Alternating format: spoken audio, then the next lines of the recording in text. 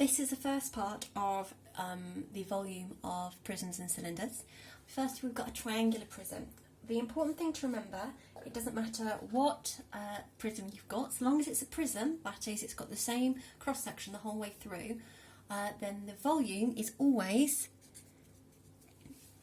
the cross-section area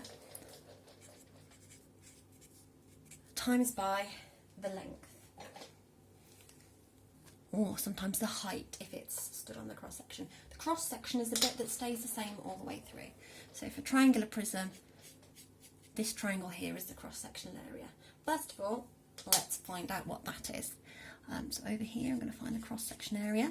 It's triangle, base times height, and then divided by 2, giving me cross-section area of 36. I can already see that my length is 8.5. So my volume is going to be 36 multiplied by 8.5, giving me an answer of 306 centimetres cubed. Not necessary to round because that is a lovely integer answer. Unfortunately, they are not particularly prevalent. There you go. Our next question has come off with the first one. Oh my days. There we go. My next question is a circle prism, also known as a cylinder. So the thing to remember, first of all, it is still a prism, so the volume is still found by doing the cross-sectional area and multiplying it by the length or the height. So we need to find the cross-section area. Let's do that over here. To find the area of a circle, because that's what it is, we do pi times the radius squared. So pi is just pi, 3.141592, blah, blah, blah. And the radius here, remember the radius is just to the middle, so half of 3.5, which is 1.75. And then we square it. We only square the 1.75, don't square the pi as well. And that gives us 9.62. Now I've rounded it to two decimal places because my final answer needs to be one decimal place, and I want to keep as much accuracy as I can. We already know that the length is 8, so the calculation we're going to do to find the volume is 9.62 multiplied by 8, which gives me 76.96. And when I round that to one decimal place, the 9 rounds up to a 0, giving me 77.0. It's really important. If it says one decimal place, you've got that 0.0 there. I know it seems really pernickety, but it's true. Now, there we go. Now it's time for this one. So this is a rhombus prism. The same thing applies. The volume is still the cross-section area, and we're still multiplying it by the length. But this time, our cross-section area is a rhombus. We've not really looked at rhombuses, and the reason for that is because rhombuses are basically two triangles. Okay, triangle number 1 and triangle number 2. Okay, and triangle number 1 and triangle number 2 are exactly the same, which is helpful. So the cross-sectional area is my first triangle, add my second triangle.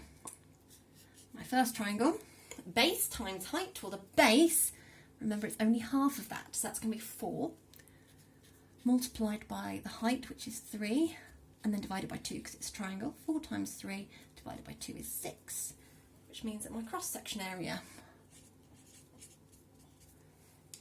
is going to be 6 times 2,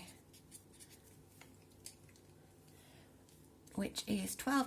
I've just realised that I've gone off to the side. No, there we go. I can now fill in my cross-sectional area, so that's 12. I don't need to do any working out for my length because it's there for me. 5.6, and then I pop that into my calculator, and it gives me the answer of 67.2. That's already to one decimal place, so I don't need to do any rounding. Excellent.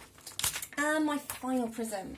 Now, the temptation here is to pretend it's cuboid and just forget about the slanty edge. Don't do that. Please do not do that.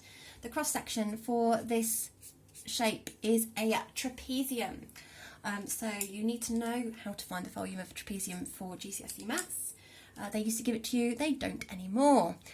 So it's still exactly the same because it's still a prism, it's still the cross-section area, and we still multiply it by the length. But this time, the cross-section area is a little bit more involved. Not difficult, just a bit more involved. So for a trapezium, you add the parallel sides together. So that's 3.8, add 5.7. You take that and you multiply it by the height of the trapezium. So that would be this length here, which is 3.3. And then you divide that whole answer by 2. Okay. And that gives us 15.675. I kept it to 3 decimal places just because it was a 3 decimal place answer, and I figured it might as well stay as it is. 6, 5, and the length has been given to us, which is 4.1.